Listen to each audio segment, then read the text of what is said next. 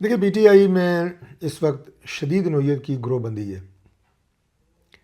اس میں میں نام مجھے لینا نہیں چاہیے کہ کون کون کس کس گروپ کو ہیڈ کر رہا ہے، لیکن جنید اکبر خان سے لے کے اسد عمر، بیرسٹر گور، ہمارے شاہد خٹک، وزیر اعلیٰ کے پی، علی امین گنڈا پور، اس کے بعد یہ مطلب مختلف ان کے نا آپس میں علیمہ خان گروپ الگ، بشرا بی بی گروپ الگ.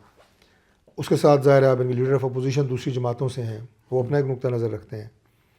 ان کے درمیان اس وقت جو ہے نا وہ یکسوئی نہیں ہے، کنسنسس نہیں ہے.